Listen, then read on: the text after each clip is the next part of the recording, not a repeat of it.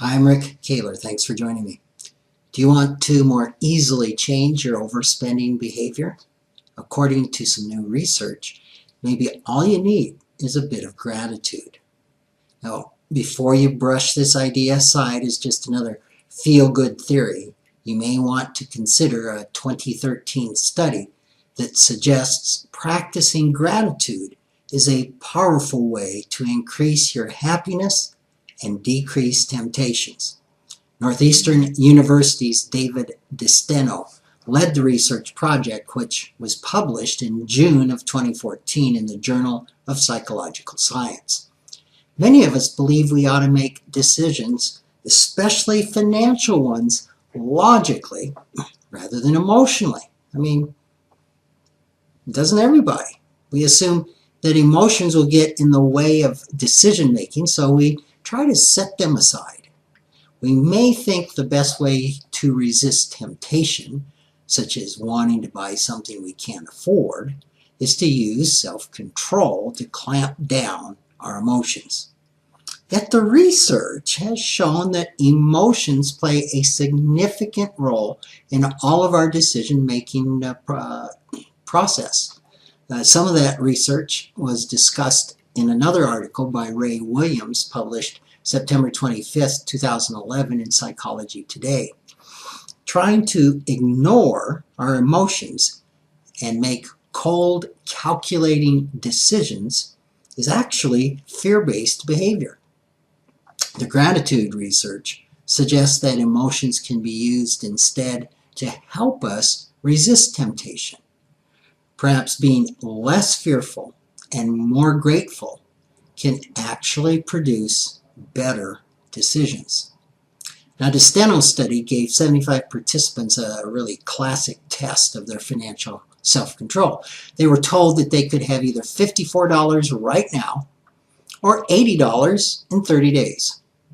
Before they made their decision, the researchers put the participants into one of three emotional states: grateful, happy, or neutral. Now, those that were either happy or neutral showed a strong preference for taking the $54 right now. The fact that by waiting 30 days for the $54 to grow to $80, that they would have had an annualized return of 11,078% wasn't even a consideration. Behavioral economists tell us this is really normal, that our brains are generally wired to kill and eat. Having something now, even though it's less, is better than having more later, even if it will be much more, even if it's an 11,000% return. Now that's some pretty strong wiring. However, the real surprise in this study was that people in the state of gratitude were more likely to wait the 30 days to receive the $80. Results also showed that the more gratitude the participants reported feeling, the more willing that they were to wait for the larger gain. Now, one conclusion of the study is that just cultivating the emotion of happiness isn't enough to make wise financial decisions.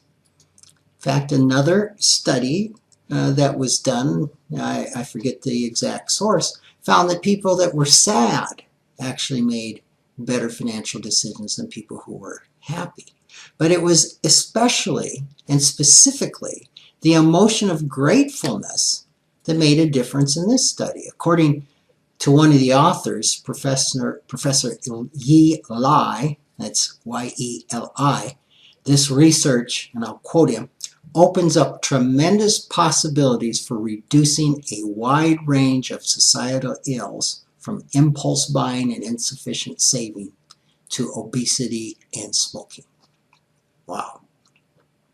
And we don't know why gratitude has this effect.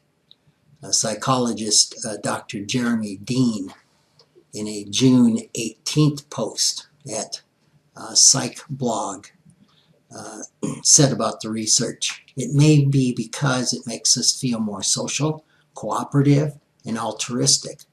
In other words, gratitude may make us feel less selfish, which gives us more patience. I wonder if another possibility may be that feeling gratitude reminds us of how much we already have, which tends to reduce our desire to get something more. I don't know. What do you think? If you'd like to do some experimenting of your own, consider practicing some of the gratitude exercises Dr. Dean describes at SciBlog. These might be as simple as making daily lists of things that you have to be grateful for. It's possible that fostering gratitude could do more than just promote happiness. It might even change the way we spend and invest. Thanks for joining me.